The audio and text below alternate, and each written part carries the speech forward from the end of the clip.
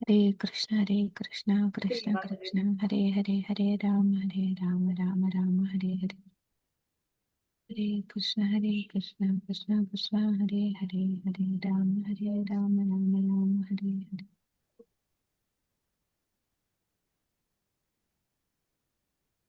ഹരേ കൃഷ്ണ കൃഷ്ണ കൃഷ്ണ ഹരേ ഹരേ ഹരേ രാമ രാമ രാമ ഹരേ ഹരേ.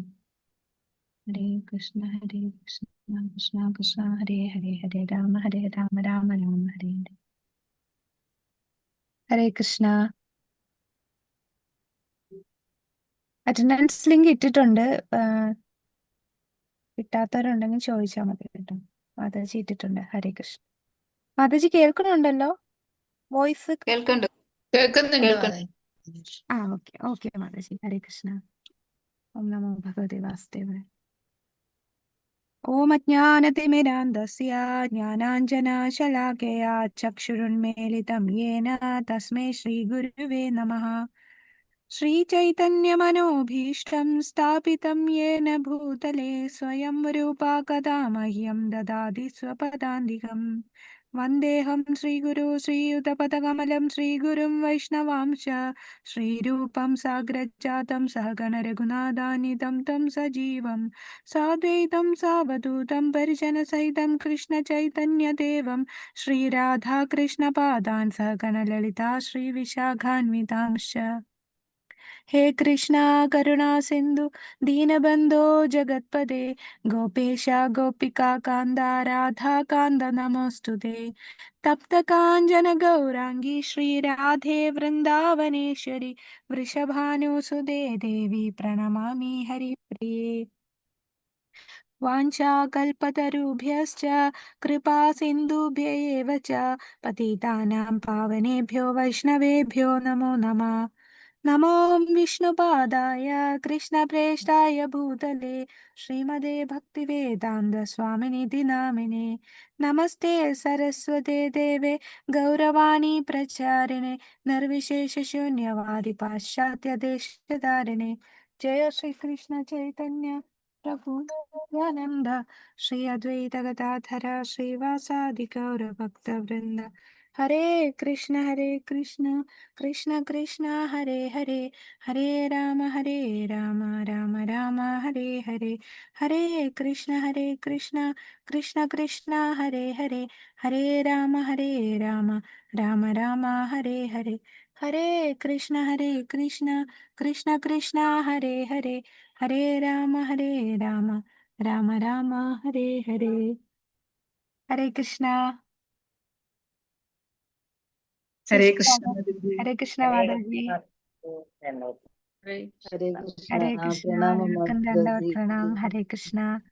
Shri Shri Radha Govind temple ISKCON മാംഗ്ലൂരിന്റെ ഭക്തിശാസ്ത്രി ക്ലാസ്സിലേക്ക് സ്വാഗതം. ഇന്ന് നമ്മള് പ്രണാമ പ്രഭു. ഹരേ കൃഷ്ണൻ. ഇന്ന് നമ്മള് 8-ാം അധ്യായത്തിന്റെ അവസാനത്തെ ഭാഗങ്ങളിലേക്ക് കടക്കുകയാണ്. അപ്പൊ ഇന്ന് 8-ാമത്തെ അധ്യായം തീരും. അപ്പോ 8-ാമത്തെ അധ്യായത്തില് നമ്മള് ഇനി കാണാൻ പോകുന്നത്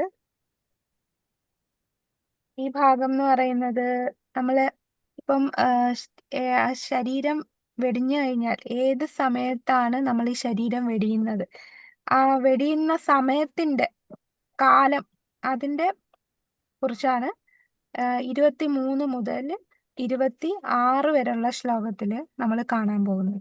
അപ്പൊ കൃഷ്ണനെ പ്രാപിക്കുന്നതിൽ ശുദ്ധമായ ഭക്തിയുടെ ശ്രേഷ്ഠത ഇനി 27-28 ശ്ലോകങ്ങളിൽ പറയും. ശുദ്ധഭക്തന് ഈ സമയം കാലം ഇതൊന്നും ഒരു പ്രശ്നമല്ല. ഏത് സമയത്താണ് ശരീരം വെടിയുന്നത് എന്നുള്ളത് ശുദ്ധഭക്തനെ അത് ബാധിക്കയില്ല. എന്നാൽ കർമ്മികള്, ജ്ഞാനികള്, യോഗികൾ അവരെല്ലാം ശരീരം വെടിയുമ്പോൾ ഉചിതമായ സമയത്ത് വെടിഞ്ഞാലേ അവരുദ്ദേശിക്കുന്ന പ്രാപ്യസ്ഥാനത്തേക്ക് എത്താൻ സാധിക്കുകയുള്ളൂ. അപ്പൊ അതാണ് നമ്മൾ 23 മുതൽ 28 വരെയുള്ള ശ്ലോകങ്ങളിൽ കാണാൻ പോകുന്നത്. 23-ാമത്തെ ശ്ലോകത്തിലേക്ക് പോകാം. അപ്പൊ ഇവിടെ ചർച്ച ചെയ്യുന്നത് എന്താണെന്നൂടെ നോക്കാം നമുക്ക്. വിഭാഗം 5 ഭഗവത്ഗീത 23 മുതൽ 28 കൃഷ്ണനെ പ്രാപിക്കുന്നതിൽ ശുദ്ധമായ ഭക്തിയുടെ മേൽക്കോയ്മ. മുമ്പത്തെ വിഭാഗത്തിലേക്കും ഇതുമായിട്ടുള്ള ബന്ധം എന്താണെന്ന് നോക്കാം. കൃഷ്ണൻ ഇപ്പോൾ ആത്മീയ ലോകത്തെയും അതിലെത്താനുള്ള പ്രക്രിയയും വിവരിച്ചുകൊണ്ട് അവസാനിപ്പിച്ചിരിക്കുന്നു. ഈ അധ്യായത്തിലെ അവസാനത്തെ 6 ശ്ലോകങ്ങളിൽ പരമാത്മാവിനെ പ്രാപിക്കാൻ ഒരാത്മാവ് തന്റെ ശരീരം ഉപേക്ഷിക്കേണ്ട പ്രക്രിയയെ കൃഷ്ണൻ ചർച്ച ചെയ്യുന്നു. 23 മുതൽ 26 വരെയുള്ള ശ്ലോകത്തില് ഗഹനമായ യോഗിയിലൂടെ പരമോന്നതി പ്രാപിക്കുക, 27-28 പരമോന്നതി പ്രാപിക്കുന്നതിലെ ഭക്തിയുടെ മേൽക്കോയ്മ. അപ്പൊ യോഗികൾ പരമപദത്തിൽ എത്തുന്നത് എങ്ങനെയാണ്, അവര് പോകുന്ന പാത എങ്ങനെയാണെന്നും 27-28 ശ്ലോകത്തില് ഒരു ശുദ്ധ ഭക്തൻ ആ പരമോന്നതി പ്രാപിക്കുന്നതിന്റെ മേൽക്കോയ്മയും പറയുന്നു. അപ്പൊ കൃഷ്ണന്റെ സംരക്ഷണത്തെക്കുറിച്ച് ഒരു ഭക്തന് ആത്മവിശ്വാസമുണ്ട്. തന്റെ ആത്യന്തികമായ രക്ഷയ്ക്കായി അയാൾ പ്രത്യേക ശ്രമമൊന്നും നടത്തേണ്ടതില്ല. നമുക്ക് ആ ശ്ലോകത്തിലേക്ക് കടക്കാം. 23-ാമത്തെ ശ്ലോകം. യത്ര കാലേ ത്വനാവൃത്തിമാവൃത്തിം ചൈവ യോഗിനഃ പ്രയാതായാന്തി തം കാലം വക്ഷ്യാമി ഭരതർഷഭ.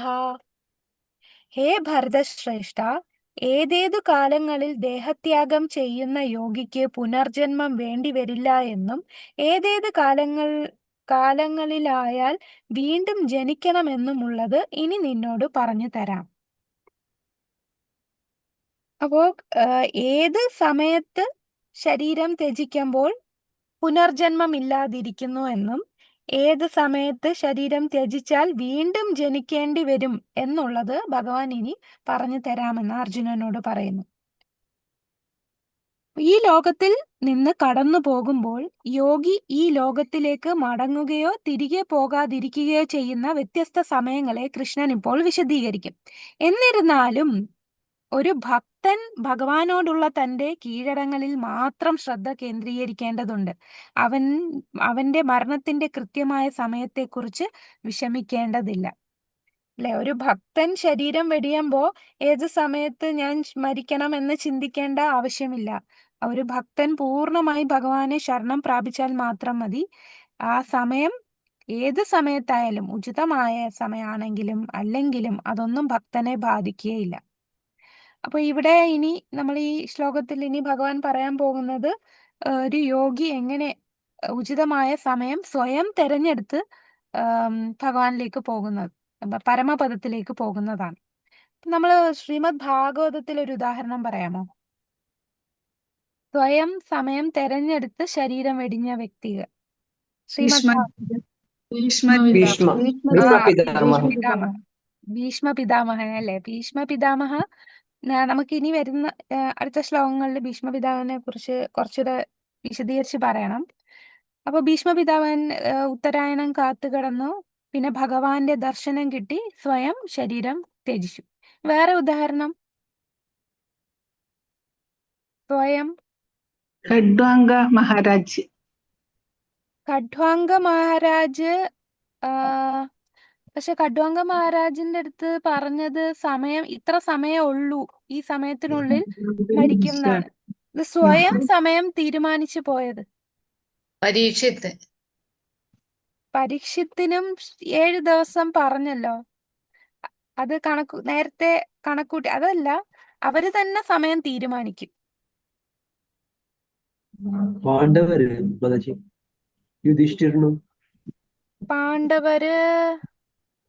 പാണ്ഡവര് പോകാൻ നേരത്ത് ഇങ്ങനെ അവര് സ്വയം പോകുമല്ലേ. പിന്നെ നമുക്ക് ശ്രീമദ് ഭാഗവതത്തില് പറയുന്ന അത് ഭാഗവതത്തിന്റെ ആദ്യത്തെ ഭാഗത്തല്ലേ വരുന്നത്, പാണ്ഡവര് കൃഷ്ണൻ പോയതിനു ശേഷം പോകുന്നു എന്ന് പറയുന്നുണ്ട്. പക്ഷെ ഈ പോകുന്ന പ്രക്രിയയൊക്കെ എക്സ്പ്ലെയിൻ ചെയ്യുന്ന ഭാഗം അത് ജസ്റ്റ് പോകുന്നു എന്നല്ലേ ഉള്ളൂ. പിന്നെ കൂടുതൽ ഡീറ്റെയിൽസ് മഹാഭാരതത്തിൽ വരും.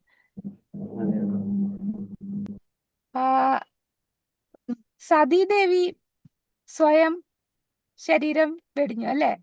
പിന്നെ വേറെ ഒരു നമ്മുടെ ഭാഗവതത്തില് ധൃതരാഷ്ട്രര് ശരീരം വെടിയുന്നത് പറയുന്നുണ്ട്. ധൃതരാഷ്ട്ര എപ്പോഴാണ് വിതുരര് വന്ന് വഴക്കൊക്കെ പറയുമ്പോ ധൃതരാഷ്ട്ര പിന്നെ ഹസ്തിനാപുരം വിട്ടു പോകും അല്ലെ. വിട്ടു പോയിട്ട് അദ്ദേഹം അഷ്ടാംഗയോഗ പ്രക്രിയയാണ് ചെയ്യുന്നത്. കാട്ടിൽ പോയി ഗാന്ധാരിയുമായിട്ടാണ് പോകുന്നത്. അവിടെ അഷ്ടാംഗയോഗ പ്രക്രിയ ചെയ്ത് അദ്ദേഹം സ്വയം ശരീരം എന്താണ് ജ്വലിപ്പിച്ച് ആ തീനാളത്തിൽ തന്നെ ഗാന്ധാരിയും വീണും ശരീരം ത്യജിക്കുകയാണ്. അപ്പൊ അവിടെയൊക്കെ അവര് സ്വയം അതിനു വേണ്ടി തന്നെ പോകുന്നു. ഇപ്പം പ്രഭു പറഞ്ഞ പോലെ പാണ്ഡവരും ശരീരം വെടിയാനായിട്ട് പോകുന്നുണ്ട്, ഞങ്ങളുടെ സമയമായി എന്ന് തീരുമാനിച്ചു പോകുന്നു. അപ്പൊ ഈ പ്രക്രിയ അതൊക്കെ ഓരോ സമയം നോക്കി പോകുന്നതാണ് ഇപ്പൊ ഈ അഷ്ടാംഗ യോഗ പ്രക്രിയ ചെയ്യുന്നത്. പക്ഷെ ഈ പാണ്ഡവരെ സംബന്ധിച്ച് പറയുകയാണെങ്കിലും ഭീഷ്മദേവനെ സംബന്ധിച്ച് പറയുകയാണെങ്കിലും ഭീഷ്മദേവരും പാണ്ഡവരും ഒക്കെ ശുദ്ധ ഭക്തരാണ്, അവര് യോഗികളല്ല. പക്ഷേ നമുക്കൊരു സംശയം വരും, അപ്പം എന്തിനാണ് ഭീഷ്മര് ഉത്തരായണം കാത്തു കടന്നത് എന്ന്. അത് രണ്ട് പോയിന്റ് ഓഫ് വ്യൂവിൽ പറയും. ഒന്നെന്ന് പറഞ്ഞാല് അദ്ദേഹം ഇപ്പം ഭാഗവതത്തിന്റെ കാഴ്ചപ്പാടിൽ നോക്കുകയാണെന്നുണ്ടെങ്കിൽ അദ്ദേഹം ഉത്തരായണത്തിന് വേണ്ടിയല്ല കിടന്നത്. എന്തിനാണ്? ഭഗവാനെ വെയിറ്റ് ചെയ്ത് കിടക്കാണ്, ഭഗവാനെ കണ്ടിട്ടാണ് ശരീരം വെടിഞ്ഞത്. അതേസമയം ഇപ്പം മഹാഭാരത മറ്റൊരു യോഗികള്, ഒരു നിഷ്കാമ കർമ്മയോഗികള്, അവരെ സംബന്ധിച്ച് നോക്കുമ്പോൾ അവർക്കൊരു ഉദാഹരണം കാണിക്കാൻ വേണ്ടി അദ്ദേഹം ഉത്തരായണത്തിന്റെ കൂടെ ഒന്ന് പറയുന്നു, അല്ലെ? അദ്ദേഹം ഒരു നിഷ്കാമ കർമ്മയോഗിയാണ്. ജ്ഞാനയോഗികൾക്ക് എല്ലാ യോഗാചര്യവും അദ്ദേഹത്തിന് അറിയാം, പക്ഷെ അദ്ദേഹം അതിനെല്ലാം ഉപരി ഒരു ഭക്തനാണ്, അല്ലെ? മഹാജനില് വരുന്ന ഒരു വ്യക്തിയാണ്, 12 മഹാജനിലെ ഒരു വ്യക്തിയാണ്. അപ്പം പ്രധാനമായിട്ടും അദ്ദേഹം ഭക്തനാണ്, ഭഗവാന്റെ ദർശനം കിട്ടിട്ട്.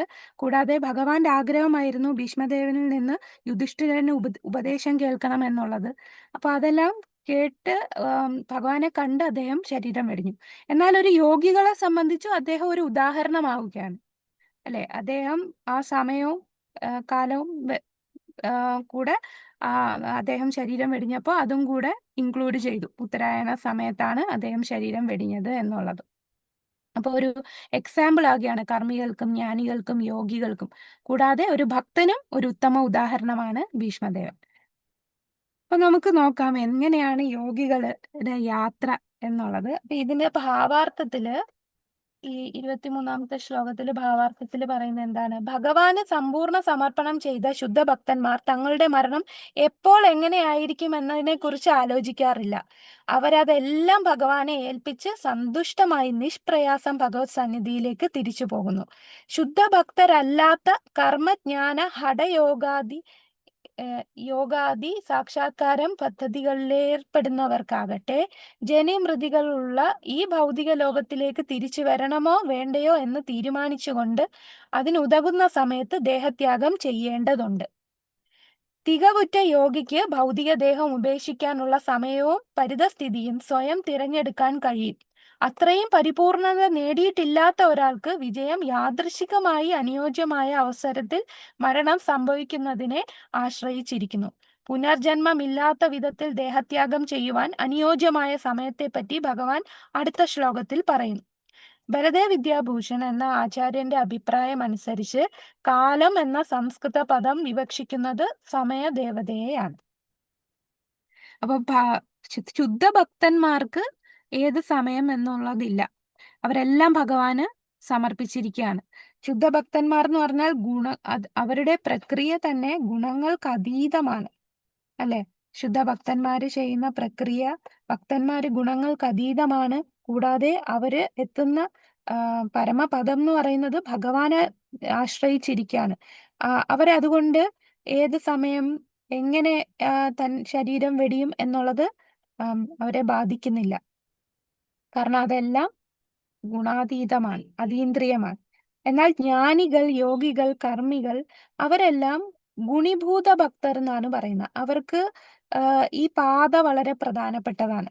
അവര് ഈ ഏത് സമയം തെരഞ്ഞെടുക്കുന്നത് അവരെ സംബന്ധിച്ച് ആ സമയത്തല്ല അവര് ശരീരം വെടിയുന്നത് എന്നുണ്ടെങ്കിൽ അവർക്ക് ആ ഉദ്ദേശിച്ച സ്ഥലത്ത് എത്തണമെന്നില്ല. അപ്പൊ പരിപൂർണതയിലെത്തിയ ഈ യോഗയിൽ പരിപൂർണത എത്തിയ വ്യക്തിക്ക് സ്വയം സമയം തിരഞ്ഞെടുക്കാൻ പറ്റും. ഇനി ആ യോഗയിൽ ആ സ്റ്റേജിൽ എത്തിയിട്ടില്ല എന്നുണ്ടെങ്കിൽ അവര് എന്താണ് യാദൃശികമായിട്ട് ഏത് സമയത്ത് മരിക്കുന്നോ അതിനെ ആശ്രയിച്ചിരിക്കും അവരുടെ സ്ഥാനം. അപ്പോ നമ്മളിപ്പം എന്താണ് ഈ ഭൗതിക ലോകത്ത് ഈ യോഗകളൊന്നും അഭ്യസിക്കാതെ ഭുക്തികളായിട്ടുള്ള ഇന്ദ്രിയ സംതൃപ്തിയിൽ മുഴുകിയിരിക്കുന്ന വ്യക്തികൾ, അവര് മരിക്കുന്ന സമയം അത് അവരെ ബാധിക്കുമോ?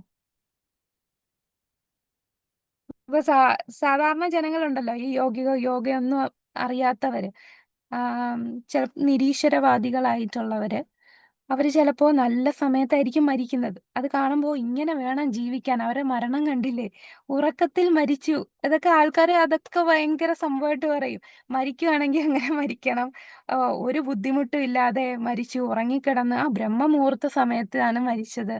അപ്പൊ അവരെല്ലാം ഈ യോഗികള് എത്തിയ സ്ഥലത്തെത്തുമോ?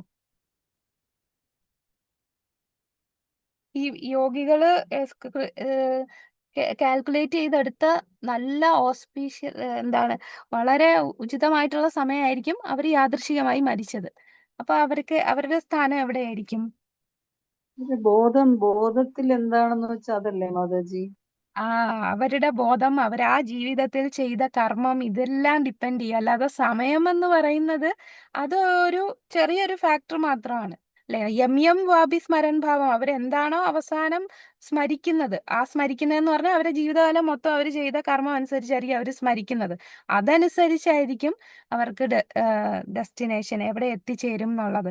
അല്ലാതെ ഈ ഇപ്പം നമ്മൾ പറയുന്ന ശ്ലോകം അനുസരിച്ച് നോക്കുമ്പോൾ എല്ലാ വ്യക്തികളും ആ സമയത്ത് മരിച്ചാൽ അവിടെ എത്തില്ല. ഇതിപ്പോ ഈ യോഗികളാണ്, അവര് ആ ജീവിതകാലം മൊത്തവും അവർ അതുപോലെ ഉള്ള യോഗചര്യകളും അനുഷ്ഠിച്ചാണ് അവർ ആ പദത്തിലേക്ക് എത്തുന്നത്. അതുകൊണ്ട് അവരെ സംബന്ധിച്ച് ആ സമയത്ത് ശരീരം ത്യജിക്കുമ്പോൾ അവരെ അത് നല്ല സ്ഥലത്തേക്ക് എത്തിക്കാം. പക്ഷേ ഒരു ഭുക്തിയായിട്ടുള്ള, ഒരുപാട് പാപം ചെയ്ത ഒരു വ്യക്തി ഇങ്ങനെ ഒരു മരണം വന്നു, യാദൃച്ഛികമായി സംഭവിച്ചു എന്ന് പറഞ്ഞാലും അവിടെ എത്തില്ല. അവരുടെ ബോധം, അവരുടെ ആ ചിന്തകൾ, അതെല്ലാമാണ് അവരെ എത്തിക്കുക. അപ്പൊ ഇതൊരു ചിലർക്കൊരു സംശയം വരുമോ, അപ്പൊ ഈ സമയം നോക്കി ശരീരം ത്യജിച്ചാൽ അവിടെ എത്തുമല്ലോ എന്നുള്ളത്. ഒരു യോഗിക്ക് പോകാനുള്ള സമയം തിരഞ്ഞെടുക്കാനാകുമോ? ഒരു വിദഗ്ധ യോഗിക്ക് തിരഞ്ഞെടുക്കാം. തിരഞ്ഞെടുക്കുന്നതിൽ വിദഗ്ധനല്ലെങ്കിൽ അത് അപകടത്തെ, വിധിയെയോ ആശ്രയിച്ചിരിക്കും. ഈ വാക്യത്തിൽ പരാമർശിക്കുന്ന കാല സമയത്തിന്റെ അധിപനായ ദേവനെ സൂചിപ്പിക്കുന്നു. ഇനി 24-ാമത്തെ ശ്ലോകം നോക്കാം. അപ്പൊ 24-ാമത്തെ ശ്ലോകത്തില് പറയുന്നത് ഒരു ജ്ഞാനി അല്ലെങ്കിൽ യോഗി, ആ യോഗി എങ്ങനെയാണ് ശരീരം, ഏത് സമയത്താണ് ശരീരം വെടിയേണ്ടത് എന്ന്. അഗ്നിർജ്യോതിരഃ ശുക്ലാ ഷണ്മാസാ ഉത്തരായണം തത്ര പ്രയാതാ ഗച്ഛന്തി ബ്രഹ്മവിദോ ജനാഃ. അഗ്നിയുടെയോ ജ്യോതിസിന്റെയോ സാന്നിധ്യത്തിലോ പകലുള്ള ശുഭമുഹൂർത്തത്തിലോ ശുക്ലപക്ഷത്തിലോ ഉത്തരായണ കാലത്തോ ഇഹലോകം വിടുന്ന ബ്രഹ്മജ്ഞാനി ഭഗവാനെ പ്രാപിക്കും.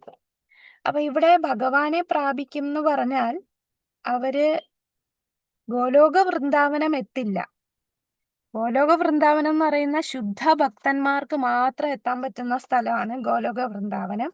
ഈ പറയുന്ന ഭഗവാനെ പ്രാപിക്കും എന്ന് ഉദ്ദേശിക്കുമ്പോൾ ഇവർക്ക് ബ്രഹ്മജ്യോതിയിൽ എത്താൻ സാധിക്കും. ഇനി അവർ കുറച്ച് ആഗ്രഹിക്കുന്നു, വൈകുണ്ഠത്തിൽ എത്താൻ ആഗ്രഹിക്കുന്നെങ്കിൽ വൈകുണ്ഠത്തിലും എത്താം. പക്ഷെ മാക്സിമം ഏത് ഭാവത്തിൽ വരെ എത്താൻ സാധിക്കൂ? നമ്മൾ കഴിഞ്ഞ ശ്ലോകങ്ങളിൽ കണ്ടു, ഏത് രസം വരെ അവരെത്തുകയുള്ളൂ? ശാന്തരസം അല്ലെ, ശാന്തരസം വരെ എത്താൻ സാധിക്കുള്ളൂ. കൂടാതെ വൈകുണ്ഠത്തില് സാലോക്യ മുക്തി അല്ലെങ്കിൽ സാഷ്ടി മുക്തിയെ സാധിക്കൂ. അല്ലാതെ സാമീപ്യ, സാരൂപ്യ അവിടെ വരെ ഒന്നും എത്താൻ സാധിക്കില്ല. മാക്സിമം അവിടെ വരെ എത്താൻ സാധിക്കും. ഒന്നെങ്കിൽ ബ്രഹ്മജ്യോതിയില്, അല്ലെങ്കിൽ വൈകുണ്ഠത്തിൽ അവർ ആഗ്രഹിക്കുന്നെങ്കിൽ ശാന്തരസത്തിൽ എത്താൻ പറ്റും. ഈ ശാന്തരസം എന്ന് പറയുമ്പോൾ അവിടെ നമ്മള് ആക്ടിവിറ്റീസ് ഇല്ല. ഒരു പൂവായിട്ടോ ഇലയായിട്ടോ ഒരു മരമായിട്ടോ അത് വെറുതെ നിൽക്കാനേ പറ്റുന്നുള്ളൂ. എല്ലാം കണ്ടുകൊണ്ട് നിൽക്കാമെന്നല്ലാതെ നമുക്ക് ഒരു പ്രവൃത്തിയായിട്ട് ചെയ്യാനായിട്ട് കൂടുതലൊന്നും പറ്റുന്നില്ല. അതുകൊണ്ട് ശുദ്ധഭക്തന്മാര് ശാന്തരസം പോലും ശാന്തരസം പറയില്ല, ദാസ്യം തൊട്ടാണ് അങ്ങോട്ട് പറയുക. അപ്പൊ ശുദ്ധ ഭക്തന്മാരെ സംബന്ധിച്ച് അവർക്ക് എപ്പോഴും ഭഗവാന്റെ സേവനത്തില് ആക്റ്റീവായിട്ട് നിൽക്കണം. നമ്മളത് ഭക്തിരസാമൃത സിന്ധു കാണുമ്പോൾ കുറച്ചുകൂടെ ഡീറ്റെയിൽ ആയിട്ട് അവിടെ പറയാം. ഇവിടെ പറയുന്നത് ആരാണ് ബ്രഹ്മജ്ഞാനി? ബ്രഹ്മജ്ഞാനി ഉദ്ദേശിക്കുന്നത് ഒരു ജ്ഞാനി, യോഗികള്, അവര് ജ്ഞാനികൾക്കും യോഗികൾക്കും പ്രകാശത്തിന്റെ പാതയാണ്. ഒരു ശുഭമുഹൂർത്തത്തിൽ പ്രകാശത്തിലും തീയിലും സൂര്യദേവന്റെ അഗ്നിദേവന്റെ സ്വാധീനത്താൽ പകൽ സമയത്ത്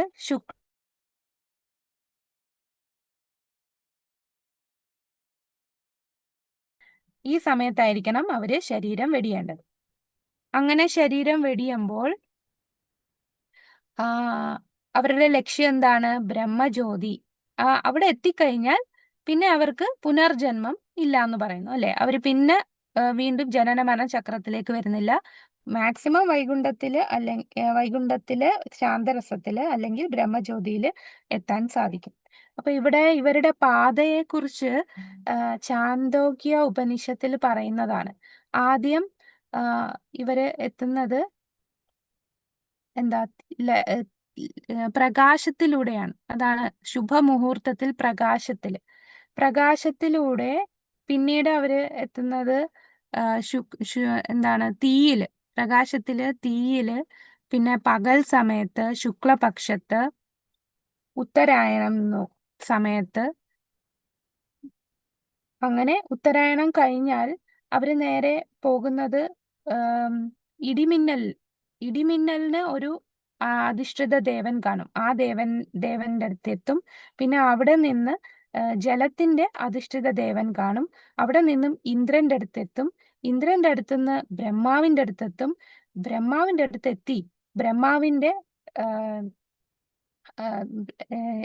ബ്രഹ്മാവിന്റെ ഒരു ദിവസം കഴിയുമ്പോൾ അതിൽ പറയുന്നതെന്ന് പറഞ്ഞാല് മനുഷ്യരൂപമല്ലാത്ത ഒരു രൂപം വന്ന് അവരെ ബ്രഹ്മജ്യോതിയിലേക്ക് എത്തിക്കും. ഇങ്ങനെയാണ് ചാന്തോക്യ ഉപനിഷത്തിൽ പറയുന്നത്. നമുക്ക് ജസ്റ്റ് കേട്ട് മനസ്സിലാക്കാം.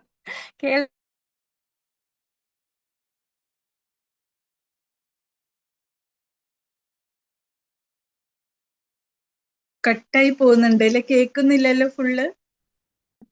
പിന്നെ പകൽ സമയത്ത് ഇല്ല, ഇടയ്ക്ക് കുറച്ച് കട്ടാകുന്നുണ്ട് മാതാജി. കട്ടാവുന്നുണ്ടോ? ഓ, ഹരേ കൃഷ്ണ കൃഷ്ണ കൃഷ്ണ ഹരേ ഹരേ, ഹരേ രാമ രാമ രാമ ഹരേ ഹരേ, ഹരേ കൃഷ്ണ കൃഷ്ണ കൃഷ്ണ ഹരേ ഹരേ. കേൾക്കുന്നുണ്ടോ മാതാജി? ഹരേ കേൾക്കാം. ഇങ്ങനെ പറഞ്ഞുകൊണ്ടിരിക്കുമ്പോ ചിലപ്പോഴൊരു ഇടയ്ക്കുണ്ടല്ലേ? Okay okay. അപ്പോ ഇതില് ചാന്തോക്യ ഉപനിഷത്തില് പറയുന്ന ഇവര് പോകുന്ന വഴിയെ കുറിച്ചാണ് പറയുന്നത്. പ്രകാശത്തില്, പിന്നെ എന്താണ് ശുക്ലപക്ഷത്തില് ഉത്തരായണ സമയമൊക്കെ നോക്കിയിട്ട് ഉത്തരായണം എത്തിക്കഴിഞ്ഞാൽ പിന്നെ സൂര്യദേവന്റെ അടുത്തെത്തും, പിന്നെ ചന്ദ്രദേവന്റെ അടുത്തെത്തും, പിന്നെ മിന്നലിന്റെ അധിഷ്ഠിത ദേവന്റെ അടുത്തെത്തും, വെള്ളത്തിന്റെ അധിഷ്ഠിത ദേവന്റെ അടുത്തെത്തും, ഇന്ദ്രന്റെ അടുത്തെത്തും, ബ്രഹ്മാവിന്റെ അടുത്തെത്തും. ബ്രഹ്മാവിന്റെ ഒരു ദിവസം കഴിഞ്ഞ് മനുഷ്യനല്ലാത്ത രൂപം എന്ന് പറയുമ്പോൾ ഇപ്പൊ ഗരുഡന്റെ രൂപം അല്ലെ, ആ രൂപം വന്ന് ഇവരെ ബ്രഹ്മജ്യോതിയിലേക്ക്, അല്ലെങ്കിൽ അവർ വൈകുണ്ഠം ആഗ്രഹിക്കുന്നെങ്കിൽ വൈകുണ്ഠത്തിലേക്ക് കൊണ്ടുപോകും. ഇങ്ങനെയാണ് ചാന്തോക്യ ഉപനിഷത്തില് ഇതിനെക്കുറിച്ച് ഇവരുടെ പാത, ഇവർ പോകുന്ന ആ പാത്തിനെ കുറിച്ച് പറഞ്ഞിരിക്കുന്നതാണ്. തത്വത്തിൽ മുക്തി എന്നത് തിരിച്ചു വരാത്ത പാതയാണെങ്കിലും ബ്രഹ്മജ്യോതി, ഭഗവാന്റെ ശരീരത്തിൽ നിന്ന് പ്രകാശം നേടിയെടുക്കൽ, ജ്ഞാനികൾ അവിടെയുള്ള ഭക്തി സേവനത്തിന്റെ ആത്മീയ ഇടപെടൽ, പ്രവർത്തനത്തിന്റെ അഭാവം മൂലം മടങ്ങി വരാൻ സാധ്യതയുണ്ട്. ബലദേവ് വിദ്യാഭൂഷൺ 26 ഭാവാർത്ഥത്തിൽ ഉദ്ധരിക്കുന്നു: പണ്ട് മുതൽ ഫലമുദ്ദേശിച്ച് കർമ്മം ചെയ്യുന്നവരും തത്വജ്ഞാനപരമായ ഊഹാപോഹങ്ങൾ നടത്തുന്നവരും അനാദികാലം മുതൽക്കേ ഭൂമിയിൽ വന്നും പോയും ഇരിക്കുന്നു. കൃഷ്ണന് സ്വയം സമർപ്പിതരാകാത്തതിനാൽ അക്കൂട്ടർ വാസ്തവത്തിൽ ഒരിക്കലും ആത്യന്തിക മുക്തി ലഭിക്കില്ല. അപ്പൊ ഇവിടെ ഈ ശ്ലോകത്തിൽ പറയും, ഇന്ന സമയത്ത് ശരീരം ത്യജിക്കുകയാണെങ്കിൽ ഇവർക്ക് ഭഗവാന്റെ സ്ഥലത്ത് അല്ലെ പരമപദത്തിൽ എത്താം എന്ന് പറയുന്നു. എന്നാൽ ഈ പറയുന്ന ബ്രഹ്മജ്യോതി എന്ന് പറയുന്ന പരമപദം ഒരിക്കലും മടങ്ങി വരാതിരിക്കില്ല എന്ന് പറയാൻ പറ്റില്ല. മടങ്ങി വരാൻ സാധ്യതയുണ്ട്. അതാണ് ഇവിടെ ബലദേവ് വിദ്യാഭൂഷൺ പറയുന്നത്. വാസ്തവത്തിൽ ഭഗവാന് പൂർണ്ണമായി സമർപ്പിക്കാത്ത ആൾക്കൂട്ടർ ഒരിക്കലും ആത്യന്തിക മുക്തി നേടിയിട്ടില്ല. അവര് ബ്രഹ്മജ്യോതിയിലാണെങ്കിൽ പോലും അവര് തിരിച്ചു വരാനുള്ള സാധ്യത ഒരുപാടുണ്ട്. കാരണം അവിടെ എന്താണ്, ആക്ടിവിറ്റീസ് അല്ലല്ലേ, അവിടെ നമുക്ക് സേവനമില്ലാത്തത് കൊണ്ട്, ഐഡിയലായിട്ട് നമ്മൾ അവിടെ ഇരിക്കുന്നത് കൊണ്ട് നമുക്ക് തിരിച്ചു വരാനുള്ള പ്രവണത കൂടുതലാണ്. അപ്പം ബ്രഹ്മജ്യോതി എന്ന് പറയുന്നത് ഭഗവാന്റെ ശരീരത്തിലുള്ള പ്രകാശമാണ്. ജ്ഞാനികൾ ഭക്തി സേവനത്തിൽ മുഴുകി ഭഗവാന്റെ ആ ശുദ്ധ ഭക്തരാ ആയില്ലെങ്കിൽ ഈ പറഞ്ഞ എല്ലാവർക്കും വരാൻ സാധ്യത ഉണ്ട്. ഇവിടെ ലക്ഷ്യം ബ്രഹ്മജ്യോതിയിൽ മോക്ഷം അടഞ്ഞു എന്ന് പറഞ്ഞാലും ഒരിക്കലും വരാതിരിക്കുക എന്ന് അർത്ഥമില്ല. അവർക്ക് വരാൻ ടെൻഡൻസി കാണുമെന്നുകൂടെ ഓർമ്മിപ്പിക്കുകയാണ് ഇവിടെ. ചന്ദ്രഗ്രഹത്തിലേക്ക് ഉള്ള യാത്ര. ചന്ദ്രഗ്രഹത്തിലെ ജീവജാലങ്ങളുടെ അസ്തിത്വം ശ്ലോകം 25 പറയുന്നു. ശ്രീമദ് ഭാഗവതത്തിലെ 3-ാം ഖണ്ഡത്തിൽ കപിലമുനി പറയുന്നത് ഭൂമിയിലെ ഫലോദിഷ്ട കർമ്മങ്ങളും യജ്ഞക്രിയകളും അനുഷ്ഠിക്കുന്നവർ മരണശേഷം ചന്ദ്രലോകത്ത് എത്തുന്നു എന്നാണ്. ഈ ഉന്നതമായ ആത്മാക്കൾ ചന്ദ്രനിൽ ഏകദേശം 10,000 വർഷത്തോളം ജീവിക്കുകയും സോമരസങ്ങൾ കുടിച്ച് ജീവിതം ആസ്വദിക്കുകയും ചെയ്യുന്നു. ഒടുവിൽ അവർ ഭൂമിയിലേക്ക് മടങ്ങുന്നു. സ്ഥൂല ഇന്ദ്രിയങ്ങളാൽ കാണാൻ കഴിയുന്നില്ല എങ്കിലും ചന്ദ്രനിൽ ഉയർന്ന വിഭാഗത്തിലുള്ള ജീവാത്മാക്കൾ ഉണ്ടെന്നാണ് ഇതിന് അർത്ഥം. അപ്പോൾ 25-ാമത്തെ ശ്ലോകത്തിൽ പറയുന്നു. ഇപ്പൊ 24-ാമത്തെ ശ്ലോകത്തിലാണ് ഈ യോഗികളും ജ്ഞാനികളും പരമപദമായ ബ്രഹ്മജ്യോതിയിൽ എത്തുന്ന കാര്യം പറഞ്ഞത് അല്ലെ. ഇനി 25-ാമത്തെ ശ്ലോകത്തിൽ പറയുന്നത് ഇതിനെ പറയുന്നത് പിതൃയാമം എന്നാണ് പറയുന്നത്. ആദ്യത്തെ 24-ാമത്തെ ശ്ലോകം ദേവയാന എന്നാണ് പറയുന്നത്. ജ്ഞാനികളും യോഗികളും പിന്തുടരുന്ന പാതയെ ദേവയാന എന്ന് പറയും. അതായത് അവര് മാക്സിമം ബ്രഹ്മജ്യോതിയിലെത്താൻ തിരിച്ചു വരാതിരിക്കാനായിട്ട് ശ്രമിക്കുന്നു. ഇനി ഒരു ജന്മം മനുഷ്യജന്മം എടുക്കാതിരിക്കാൻ ഭൗതിക ലോകത്ത് ജനിക്കാതിരിക്കാൻ ശ്രമിക്കുന്നതാണ് ദേവയാന. 25-ാമത്തെ ശ്ലോകത്തിൽ പറയുന്നത് അവർക്ക് വീണ്ടും ജനിക്കണം, അവർക്ക് സ്വർഗത്തിലും ചന്ദ്രലോകത്തും ഒക്കെ പോയി ആസ്വദിക്കാനാണ് ആഗ്രഹം. അപ്പൊ തിരിച്ചു വരുന്നവരാണ് 25-ാമത്തെ ശ്ലോകം. അവര് ഫോളോ ചെയ്യുന്നത്, അവര് പിന്തുടരുന്ന പാതയെ പിതൃയാന എന്ന് പറയും. പിതൃയാന. അപ്പൊ പിതൃയാന എന്ന് പറഞ്ഞാൽ അവര് എന്താണ്, കൂടുതൽ പുണ്യം ചെയ്ത് സ്വർഗത്തിലോ ചന്ദ്രലോകത്തോ പോയി പുണ്യം ചെയ്യിക്കുമ്പോൾ വീണ്ടും തിരിച്ചു വരും. അപ്പൊ വീണ്ടും തിരിച്ചു വരുന്നവരുടെ പാതയാണ് ഈ 25-ാമത്തെ ശ്ലോകത്തിൽ പറയുന്നത്. തിരിച്ചു വരാത്തവരുടെയാണ് 24-ാമത്തെ ശ്ലോകം. 25 തിരിച്ചു വരുന്നവരുടെ, അവരെയാണ് പിതൃയാന. അപ്പൊ അവരുടെ കാര്യമാണ് ഇവിടെ പറഞ്ഞിരിക്കുന്നത്. അപ്പൊ ആ ശ്ലോകം നമുക്ക് നോക്കാം. ധൂമോ രാത്രിസ്തദാ കൃഷ്ണ ഷണ്മാസാ ദക്ഷിണായനം തത്ര ചാന്ദ്രമസം ജ്യോതിർയോഗി പ്രാപ്യ നിവർത്തതേ. ധൂമസാന്നിധ്യം, രാത്രി, കൃഷ്ണപക്ഷം, ദക്ഷിണായനം എന്നീ സമയങ്ങളിൽ മരിക്കുന്ന യോഗി ചന്ദ്രലോകം പോകുന്നു. അയാൾ വീണ്ടും ഭൂമിയിൽ ജനിക്കും. അപ്പൊ ഇവര് കർമ്മികളാണ്, കർമ്മയോഗികളാണ്. അവരെ സംബന്ധിച്ച് അവർക്ക് സ്വർഗത്തിലൊക്കെ ഉള്ള ആ സുഖം ആസ്വദിക്കാനാണ് അവരുടെ ലക്ഷ്യം. അല്ലാതെ ബ്രഹ്മജ്യോതിയിൽ പോകണ്ട, അവർക്ക് അവിടുത്തെ സോമരസം ആസ്വദിക്കാനായിട്ട് ആണ് അവരുടെ ആഗ്രഹം. അപ്പൊ അങ്ങനെയുള്ളവരാണ് എപ്പോഴാണ് ശരീരം വെടിയേണ്ട, അങ്ങനെ ചന്ദ്രനിലോ ഇന്ദ്രന്റെ ലോകത്തിലോ പോകണം, സ്വർഗത്ത് പോകണം എന്ന് ആഗ്രഹിക്കുന്നവർ അവര് ചെയ്യേണ്ട ഏത് സമയത്താണ്? ധൂമ സാന്നിധ്യം. ധൂമം എന്ന് പറഞ്ഞാൽ എന്താണ്? പുകയല്ലേ, പുകയാണ്. പുക കാരണം അവര് ഒരുപാട് യജ്ഞങ്ങൾ ചെയ്യും, യജ്ഞത്തിൽ നിന്ന് പുക വരുമല്ലോ.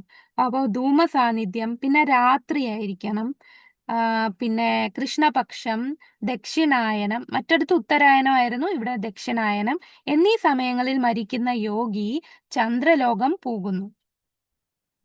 അപ്പൊ അതാണ് ഇവിടെ ശ്രീമദ് ഭാഗവതത്തില് കപിലമുനി പറഞ്ഞിട്ടുള്ളത്. ഭൂമിയിലെ ഫലോദിഷ്ട കർമ്മങ്ങളും യജ്ഞക്രിയകളും അനുഷ്ഠിക്കുന്നവർ മരണശേഷം ചന്ദ്രലോകത്ത് എത്തുന്നു. അവിടെ 10,000 വർഷം ആസ്വദിച്ച് സോമരസമൊക്കെ കുടിച്ച് ജീവിതം ആസ്വദിക്കും. ഒടുവിൽ ഭൂമിയിലേക്ക് മടങ്ങുന്നു. സ്ഥൂല ഇന്ദ്രിയങ്ങളാൽ കാണാൻ കഴിയുന്നില്ല എങ്കിലും ചന്ദ്രനിൽ ഉയർന്ന വിഭാഗത്തിലുള്ള ജീവാത്മാക്കൾ ഉണ്ടെന്നാണ് ഇതിനർത്ഥം. അപ്പൊ ഇതിന്റെ അർത്ഥം ഇവിടെ ശ്രീല പ്രഭുപാദർ പറയുന്നത്, ഇതിൽ നിന്ന് മനസ്സിലാക്കണം ചന്ദ്രനിലൊന്നും ആരും ഇല്ലാന്ന്. നമ്മളിപ്പോ എന്താണ്, ചന്ദ്രനിൽ പോയി ഒരുപാട് കണ്ടുപിടുത്തങ്ങൾ സയന്റിസ്റ്റ് ചെയ്യുന്നു, മനുഷ്യനെ വിടുന്നു, അതിന്റെ അർത്ഥം അവിടെ ഒന്നും ഇല്ല എന്നാണ് നമ്മൾ ധരിച്ചിരിക്കുന്നത്. പക്ഷെ അങ്ങനല്ല, നമ്മൾക്കത് കാണാൻ സാധിക്കുന്നില്ല, സ്ഥൂല ഇന്ദ്രിയങ്ങൾ കൊണ്ട് കാണാൻ കഴിയില്ല, അവിടെയും ജീവാത്മാക്കൾ ഉണ്ട് എന്ന് ഇതിലൂടെ പ്രഭുപാദർ പറയാണ്. ഇതിന്റെ പാത ജസ്റ്റ് ഒന്ന് അറിയാൻ വേണ്ടി പറയാം. ഇതും ചാന്തോക്യ ഉപനിഷത്തിൽ പറയുന്നതാണ്. അവര് പുക വഴി രാത്രിയുടെ അധിഷ്ഠിത ദേവന്റെ അടുത്തെത്തും. അത് കഴിഞ്ഞ് കൃഷ്ണപക്ഷം, പിന്നെ ദക്ഷിണായനം എത്തിക്കഴിഞ്ഞാൽ നേരെ പിതൃലോകത്തിലേക്ക് പോകും. പിതൃലോകത്തിൽ പോയിട്ട് ആ അവര് എന്താണ് ചന്ദ്രന്റെ അധിഷ്ഠിത അവിടെ എത്തി സോമരസം ആസ്വദിക്കുകയാണ്. അങ്ങനെ അവിടെ ആ സോമരസം ആസ്വദിച്ച് കുറെ നാള് അവിടെ കഴിഞ്ഞ്, അതായത് 10,000 വർഷം അവിടെ കഴിഞ്ഞതിന് ശേഷം പുണ്യമെല്ലാം ക്ഷയിക്കുമ്പോൾ വീണ്ടും ഭൂമിയിലേക്ക് തിരിച്ചു വരുന്നു. അപ്പൊ ഇത് രണ്ടുമാണ്, ഈ രണ്ട് പാതയാണ് പറഞ്ഞിരിക്കുന്നത്. ഒന്ന് കർമ്മിയുടെ പാത, അതാണ് പിതൃയാന എന്ന് പറയുന്നത്. ഒന്ന് യോഗികളുടെയും ജ്ഞാനികളുടെയും പാത, അതാണ് ദേവയാന എന്ന് പറയുന്നത്. ദേവയാന എന്ന് പറയുമ്പോൾ അവരാഗ്രഹിക്കുന്നത് ബ്രഹ്മജ്യോതിയിലെത്തുക, ഇനി ഇങ്ങോട്ട് ജനിക്കണ്ട. പക്ഷെ പിതൃയാന ഫോളോ ചെയ്യുന്നവർ അവർ വീണ്ടും ജനിക്കും. ഇനി അതിന്റെ ഒരു ഉപസംഹാരം ശ്രീല പ്രഭുപാദർ ഭാവാർത്ഥ 24 എഴുതുന്നു: യോഗാഭ്യാസത്തിൽ മുന്നിട്ട് നിൽക്കുന്ന യോഗികൾക്ക് ഭൗതിക ശരീരം വിടാനുള്ള സമയവും സ്ഥലവും ക്രമീകരിക്കാൻ കഴിയും. മറ്റുള്ളവർക്ക് നിയന്ത്രണമില്ല. ആകസ്മികമായി അവർ ഒരു ശുഭമുഹൂർത്തത്തിൽ പോയാൽ അവർ ജനന മരണ ചക്രത്തിലേക്ക് മടങ്ങി വരില്ല. അല്ലാത്ത പക്ഷം അവർ മടങ്ങി വരാനുള്ള എല്ലാ സാധ്യതയും ഉണ്ട്.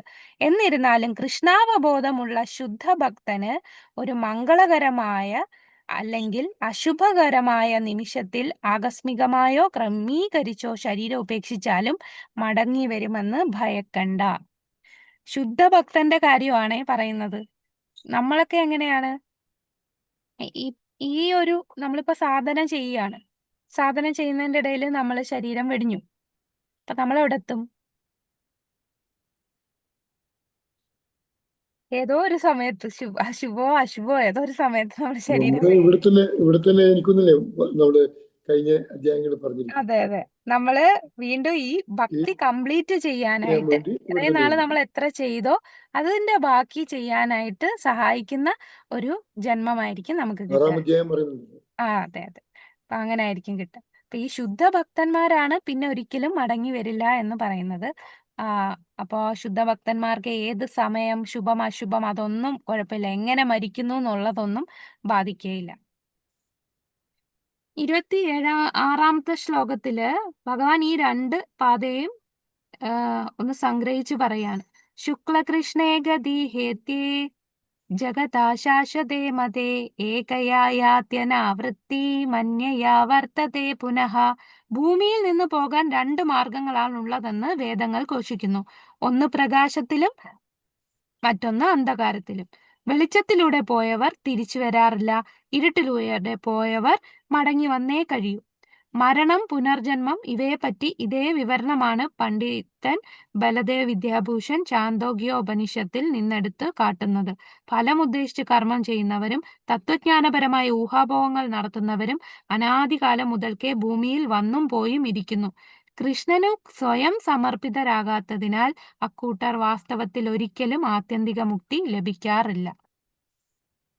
ഇനി 27ാമത്തെ ശ്ലോകം. 27 നമ്മളെ ഭക്തിയുടെ പാതയാണ് പറയുന്നത്. നൈതേ ശ്രുതി പാർത്ഥ ജാനന്യോഗി മുഹ്യതി കശ്ചന തസ്മാത് സർവേഷു കാലേഷു യോഗയുക്തോ ഭവാർജുന. ഈ രണ്ട് വഴികളെയും കുറിച്ച് അറിഞ്ഞിട്ടും ഭക്തൻ സംഭ്രമിക്കുന്നില്ല. അതിനാൽ അർജുന, എല്ലായ്പ്പോഴും ഭക്തിയിൽ ഉറച്ചു നിൽക്കുക. മരണസമയത്ത് മനസ്സ് ഒരാളുടെ പുതിയ ജീവിതത്തിലേക്ക് കൊണ്ടുപോകുന്നു. ഈ ഭൗതിക ലോകത്തേക്ക് മടങ്ങി വരണോ വേണ്ടയോ എന്ന് ഉറപ്പ് ലഭിക്കുന്നതിന് പൊതുവെ ആളുകൾ ഉചിതമായ സമയത്ത് ശരീരം ഉപേക്ഷിക്കണം. എന്നാൽ കൃഷ്ണാവബോധത്തിലുള്ള ശുദ്ധഭക്തർക്ക് അവർ തങ്ങളുടെ ശരീരം ശുഭമോ അശുഭമോ ആയ നിമിഷത്തിലോ ആകസ്മികമായോ ക്രമീകരിച്ചോ ഉപേക്ഷിച്ചാലും ഈ ലോകത്തിലേക്ക് മടങ്ങി വരുമെന്ന ഭയമില്ല. പൂർണ്ണമായി ആത്മാക്കളായതിനാൽ അവരെല്ലാം കൃഷ്ണനെ കൈകളിൽ ഉപേക്ഷിച്ച് ആത്മീയ ലോകത്തിലേക്ക് എളുപ്പത്തിൽ പോകുന്നു. അപ്പൊ അവരവരുടെ മരണം തന്നെ ഭഗവാന്റെ കൈകളിൽ കൊടുത്തിരിക്കുകയാണ്. ഏത് സമയത്ത് മരിക്കും എന്നുള്ള ടെൻഷൻ ഇല്ല. ഭഗവാന് പൂർണ്ണമായി ശരണം പ്രാപിച്ചവരാണ്. ആകസ്മികമായി മരിച്ചാലും അവര് ഈ ലോകത്തിലേക്ക് തിരിച്ചു വരികയില്ല. അപ്പൊ ശുദ്ധ ഭക്തരുടെ പാത ഭക്തർക്ക് എപ്പോൾ വേണം ശുദ്ധ ഭക്തർക്ക് എപ്പോൾ വേണമെങ്കിലും ശരീരം ഉപേക്ഷിക്കാം. ശുദ്ധ ഭക്തരുടെ പാത അവരെത്തുന്ന ലക്ഷ്യം എന്തായിരിക്കും? കൃഷ്ണലോകത്തിലേക്ക്, അതായത് ഗോലോക വൃന്ദാവനത്തിലേക്കായിരിക്കും എത്തിച്ചേരുക. കൃഷ്ണ മാതാജി, കൃഷ്ണ. ഹരേ കൃഷ്ണ.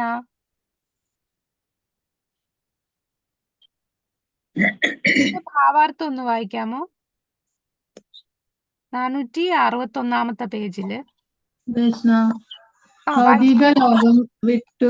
ഭൗതിക ലോകം വിട്ടുപോകുന്ന ആത്മാവിന്റെ ഈ വ്യത്യസ്ത മാർഗങ്ങളെ ഓർത്ത് സംഭ്രമിക്കേണ്ടതില്ലെന്ന് ഭഗവാൻ അർജുനനോട് ഉപദേശിക്കുന്നു. യാദൃച്ഛികമായിട്ടാണോ മുൻ നിശ്ചയിച്ച പ്രകാരമാണോ ഇവിടം വിട്ടു പോകേണ്ടതെന്ന് ചിന്തിച്ച് ഭഗവത് ഭക്തൻ വ്യാകുലപ്പെടേണ്ടതില്ല.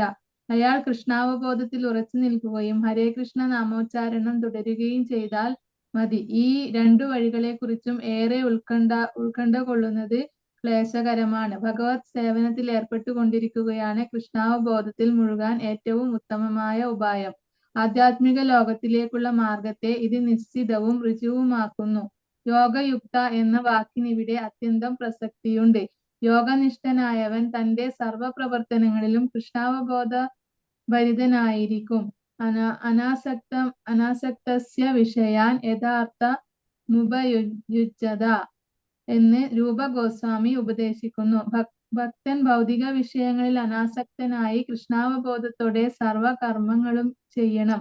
യുക്തവൈരാഗ്യം എന്ന ഈ പ്രക്രിയ ഒരാളെ പരിപൂർണതയിൽ എത്തിക്കുന്നു. അതുകൊണ്ട് ഈ വിവരണങ്ങൾ കൊണ്ടൊന്നും ഭക്തൻ അസ്വസ്ഥനാകുന്നില്ല. ഭക്തിയുത സേവനം കൊണ്ട് തനിക്ക് ഭഗവത് ധാമത്തിലേക്ക് എത്താൻ കഴിയുമെന്നത് സുനിശ്ചിതമാണ്.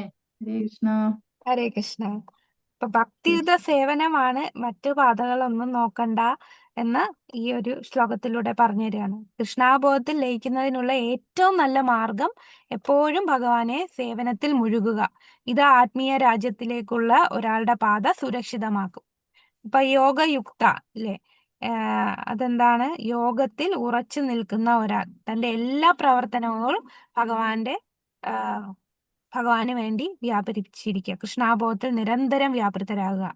അനാസക്തസ്യ വിഷയാൻ യഥാർഹമുപയുഞ്ജതേ നിർബന്ധേ കൃഷ്ണ സംബന്ധേ യുക്ത വൈരാഗ്യമുച്യതേ. ആ ശ്ലോകമാണത്.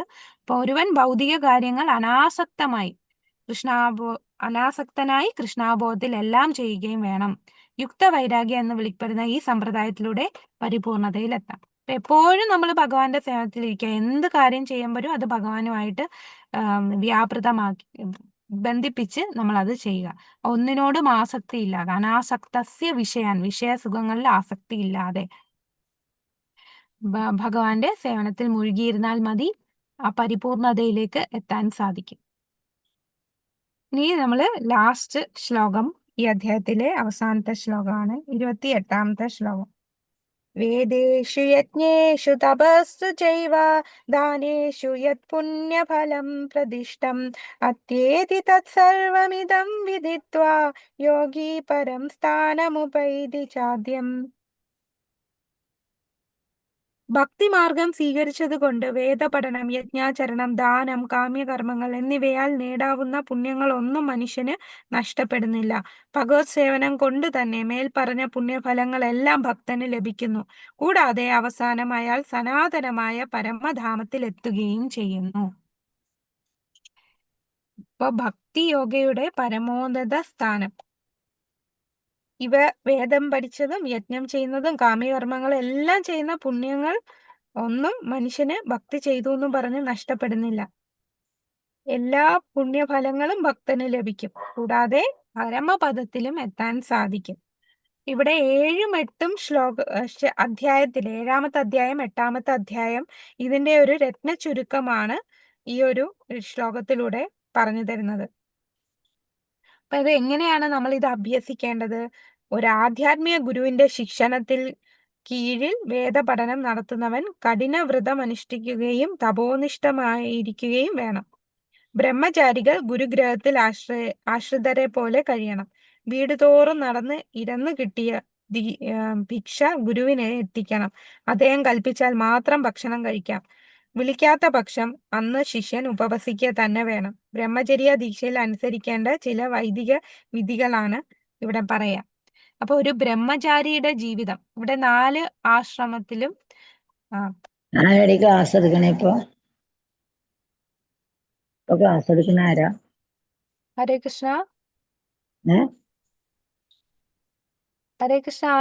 എന്താ മാതാജി? രേണുക മാതാജി. ഓക്കെ.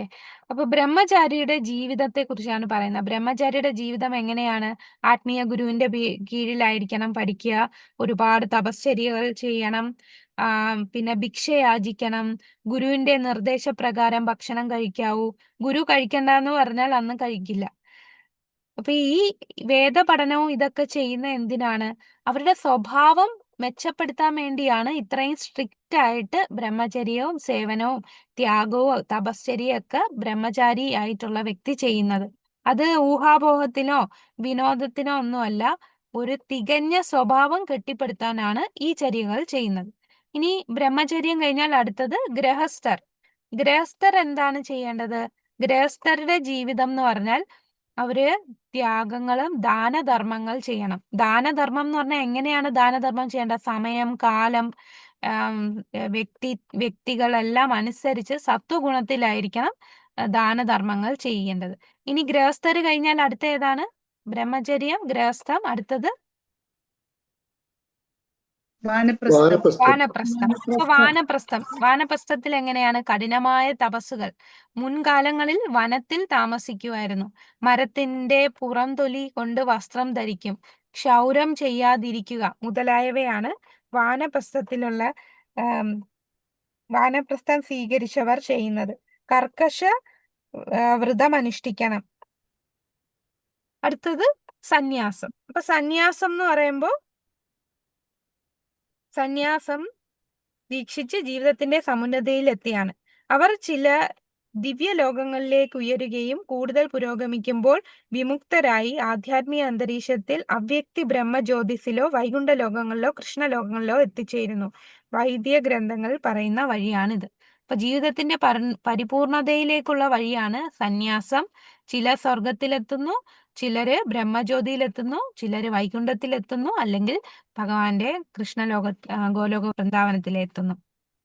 അങ്ങനെ അവര് മുക്തി നേടാൻ സാധിക്കുന്നത് ആ സന്യാസത്തിലൂടെയാണ്. ഇനി ഇവിടെ അടുത്ത പാരഗ്രാഫ് വളരെ പ്രധാനപ്പെട്ടത്. ഭഗവത് സേവനത്തിൽ മുഴുകിക്കൊണ്ട് ഒറ്റയടിക്ക് ഈ 4 ആശ്രമ വ്യവസ്ഥകളിലെ കർക്കശ വ്രതങ്ങളെയും പിന്നിട്ട് കളയാമെന്നത്രേ കൃഷ്ണാബോധത്തിന്റെ മനോഹാരിത. അല്ലെ? നമ്മൾ ഇതുപോലെ എന്താണ്, വീട് തോറും പോയി, ഒരു ബ്രഹ്മചാരി ആയിരിക്കുമ്പോൾ വീട് തോറും പോയി ഭിക്ഷ ചോദിച്ച് ഗുരുവിന് കൊടുത്ത് ഗുരു സമ്മതിച്ചില്ലെങ്കിൽ ഭക്ഷിക്കാതിരിക്കുക, അത്രയും കഠിനമായിട്ടുള്ള തപശ്ചര്യകൾ, വ്രതങ്ങൾ ഇതൊന്നും ചെയ്യണ്ട. കൃഷ്ണാബോധത്തിൽ ഇരിക്കുമ്പോൾ ഈ 4 ആശ്രമങ്ങളിലെ കർക്കശ വ്രതങ്ങളെയും പിന്നിട്ട് കളയാം. അതാണ് കൃഷ്ണാബോധത്തിന്റെ മനോഹാരിത. ഭക്തി നിർഭരമായ സേവനങ്ങളുടെ ഒറ്റയടിക്ക് വിവിധ ആശ്രമങ്ങളിലെ എല്ലാ ആചാരങ്ങളെയും ഒരാൾ മറികടക്കുന്നു.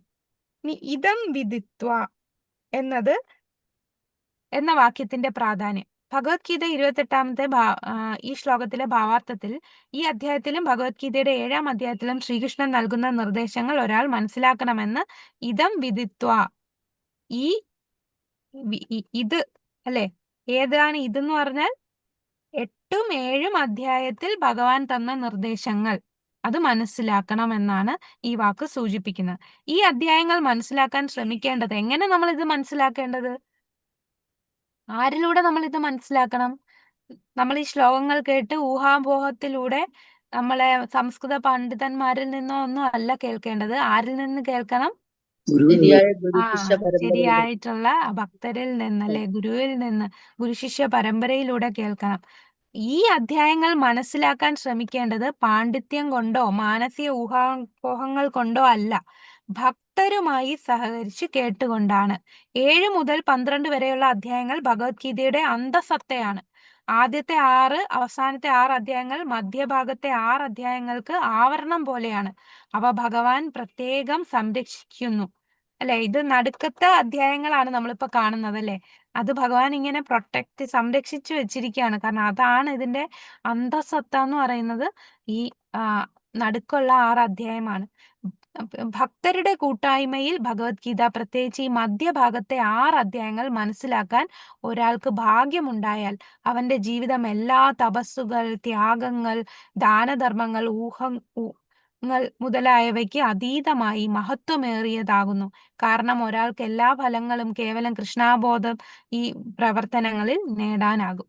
നമ്മൾ ഈ നടുക്കത്തെ ഭാഗം ആരിലൂടെ കേൾക്കണം? അതാ തീർച്ചയായിട്ടും ആ പരമ്പരയിലുള്ള ഭക്തരിലൂടെ കേട്ടാലേ നമുക്ക് അതിന്റെ അന്തസത്ത കിട്ടുകയുള്ളൂ. അല്ലാതെ ഊഹാപോഹത്തിലുള്ള മറ്റ് പണ്ഡിതന്മാരിലൂടെ ഒക്കെ കേട്ടാൽ അവരിത് ജസ്റ്റ് പറഞ്ഞു പോകും. ഇതിനകത്തുള്ള സത്ത നമുക്ക് തരില്ല. അവർക്കറിയില്ല ഇതിന്റെ സത്ത. ആ സത്ത അറിയാവുന്നത് ഇത് സീക്രട്ട് ആയിട്ട് ഭഗവാൻ വെച്ചിരിക്കുകയാണ്. അത് എല്ലാവർക്കും ഭഗവാൻ അത് വെളിപ്പെടുത്തുകയില്ല, അല്ലേ? ശുദ്ധഭക്തന്മാരിലൂടെ നമുക്കത് മനസ്സിലാക്കാൻ സാധിക്കുള്ളൂ. അപ്പൊ പ്രഭുപാദരുടെ ശ്രീമദ് ഭഗവത്ഗീത കേൾക്കുന്നത് കൊണ്ട് നമ്മൾ ആ ശുദ്ധഭക്തനിലൂടെയാണ് ഈ നടുക്കത്തെ 6 അധ്യായങ്ങൾ നമ്മൾ മനസ്സിലാക്കുന്നത്. ഇനി അടുത്ത ലാസ്റ്റ് പാരഗ്രാഫ് നമ്മളെ ഭക്തിയുടെ 9 ഘട്ടങ്ങൾ അല്ലെ? ശ്രദ്ധ, ആദോ ശ്രദ്ധ, സാധുസംഗ, ഭജനക്രിയ, അനർത്ഥ നിവൃത്തി, നിഷ്ഠ, രുചി, ആസക്തി, ഭാവ, പ്രേമ. അപ്പൊ നിത്യസന്തോഷം ലഭിക്കുന്നത് ആ ഭഗവാന്റെ ധാമത്തിൽ വാസസ്ഥലത്തിൽ എത്തണമെങ്കിൽ ഭക്തി ചെയ്യണം. ഭക്തിയുടെ ഏത് ഘട്ടത്തിൽ നമ്മൾ എത്തണം? ആ പ്രേമ ഭക്തിയിൽ എത്തണം. പ്രേമ ഭക്തിയിൽ എത്തിയില്ല എന്നുണ്ടെങ്കിൽ നമ്മൾ വീണ്ടും ജന്മമെടുക്കേണ്ടി വരും. അപ്പൊ ആദ്യത്തെ സ്റ്റെപ്പ് എന്ന് പറയുന്നത് എന്താണ്? ആദോ ശ്രദ്ധ, അല്ലെ? വിശ്വാസം വേണം. ഭഗവത്ഗീതയിലുള്ള വിശ്വാസം വേണം. ആരംഭകം എന്ന് പറയുന്നത് വിശ്വാസത്തിലൂടെയാണ്. പിന്നെ സാധുസംഗത എന്ന് പറഞ്ഞാൽ എന്താ? യോഗ്യതയുള്ള ഭക്തരിൽ നിന്ന് മാത്രം നമ്മൾ പഠിക്കുക. മാനസിക ഊഹാപോഹത്തിലുള്ളവരിൽ നിന്നല്ല. ആ സംഘം, യോഗ്യതയുള്ള ഗുരുശിഷ്യ പരമ്പരയിലുള്ള ആ ഭക്തരുടെ സംഘം കിട്ടണം. ആ ഭക്തരിലൂടെ പഠിക്കുന്നു. പിന്നെ ഭജനക്രിയ, അനർത്ഥ നിവൃത്തി. ഭജനക്രിയ, അനർത്ഥ നിവൃത്തി എന്ന് പറയുമ്പോൾ ആ ഭക്തരിൽ കൂടെ നമ്മൾ ഭഗവാനെ ഭജിക്കുന്നു, ഭഗവാന് സേവനങ്ങൾ ചെയ്യുന്നു. അങ്ങനെ ഭഗവാനെ കുറിച്ച് ഉള്ള സംശയങ്ങൾ, അനർത്ഥ നിവൃത്തി, അനർത്ഥങ്ങളെല്ലാം മാറി സംശയങ്ങളെല്ലാം ഇല്ലാതാകുന്നു. അടുത്ത സ്റ്റേജാണ് നിഷ്ഠ. നമ്മൾ സ്ഥിരമായി ഒരാളുടെ പഠനത്തിൽ സ്ഥിരമായി ഭഗവത്ഗീത, ഇത് പഠനത്തിന്റെ ഒരു ഭഗവത്ഗീത പഠിക്കുന്നതിന്റെ തലമാണ് ഈ പറയുന്നത്. ഒരാളുടെ പഠനത്തിൽ സ്ഥിരമായി മാറുന്നു. പിന്നെ രുചി, ആസക്തി. നമുക്ക് ആ ഭഗവാനെ കുറിച്ച് പഠിക്കുന്നത്, കേൾക്കുന്നത് എന്ന് പറയുന്നത് ആസ്വദിക്കാൻ തുടങ്ങും. നമുക്ക് ആ രുചിയോടുകൂടിയായിരിക്കും, നമുക്കതിന്റെ ആസ്വദിച്ചായിരിക്കും നമ്മളിത് പഠിക്കുക. എപ്പോഴും കൃഷ്ണാബോധമുള്ളതായി അനുഭവപ്പെടുന്ന അവസ്ഥ കൈവരുന്നു. പിന്നെ ഭാവപ്രേമ, അതാണ് പ്രണയത്തിൽ, ഭഗവാനോടുള്ള പ്രേമത്തിൽ എത്തുകയാണ്. പരിപൂർണ ഘട്ടമാണ് പ്രേമ. പ്രേമത്തിൽ എത്തുക എന്ന് പറയുമ്പോൾ ഒരു നിമിഷം പോലും 24 മണിക്കൂറും ഭഗവാനിൽ തന്നെ മുഴുകിയിരിക്കുകയാണ്. മറ്റൊരു ശക്തിക്കും നമ്മളെ അതിൽ നിന്ന് പിന്തിരിപ്പിക്കാൻ സാധിക്കില്ല. കൃഷ്ണനുമായി പൂർണ്ണമായും പ്രണയത്തിലാവുകയാണ്. അങ്ങനെ പ്രേമത്തിലെത്തിയാൽ കൃഷ്ണന്റെ വാസസ്ഥലത്തിലേക്ക് മാറ്റപ്പെടുന്നു. നിത്യമായ സന്തോഷമുള്ള കൃഷ്ണലോകത്തിലേക്ക് എത്താൻ സാധിക്കുന്നു. അപ്പോൾ സേവന കർമ്മം കൊണ്ട് കൃഷ്ണനെ കുറിച്ച്, കൃഷ്ണന്റെ കർമ്മങ്ങൾ, നാമരൂപ ലീലകൾ എന്നിവയെക്കുറിച്ചുള്ള തെറ്റിദ്ധാരണകൾ ഒഴിയുന്നു. അതാണ് അനർത്ഥ നിവൃത്തി. അവയെല്ലാം ഒഴിഞ്ഞു കിട്ടിയാൽ ഭക്തന് പഠനത്തിൽ തികച്ചും മനസ്സുറയ്ക്കും. അതാണ് നിഷ്ഠ. ഗീതാ പഠനത്തിൽ ആനന്ദം വളരുമ്പോൾ കൃഷ്ണാബോധം എപ്പോഴും അനുഭവപ്പെടും. രുചി, ആസക്തി. അതിന്റെ ഉച്ചകോടി ഒരാൾ കൃഷ്ണനിൽ പരമപ്രേമ ഭാവം ഉളവാകുന്നു. ജീവിതത്തിന്റെ ഈ പരിപൂർണാവസ്ഥയിലാണ് ആധ്യാത്മിക അന്തരീക്ഷത്തിലുള്ള ഗോലോക വൃന്ദാവനം എന്ന കൃഷ്ണധാമത്തിലേക്ക് ഭക്തന് പ്രവേശനം കിട്ടുന്നത്. അവിടെയാണ് അയാൾ ശാശ്വതമായി ആനന്ദിക്കുന്നത്. പരമപദ പ്രാപ്തി എന്ന ശ്രീമദ് ഭഗവത്ഗീതയുടെ 8-ാം അധ്യായത്തിന്റെ ഭക്തി വേദാന്ത വിശദീകരണം ഇപ്രകാരം സമാപിക്കുന്നു. ഹരേ കൃഷ്ണ. ഹരേ കൃഷ്ണ. ഹരേ കൃഷ്ണ. അപ്പൊ നമ്മൾ 8-ാമത്തെ അധ്യായം കഴിഞ്ഞു. അടുത്ത ആഴ്ച 9-ാമത്തെ അധ്യായം തുടങ്ങും. അപ്പോ 9-ാമത്തെ അധ്യായം വേറൊരു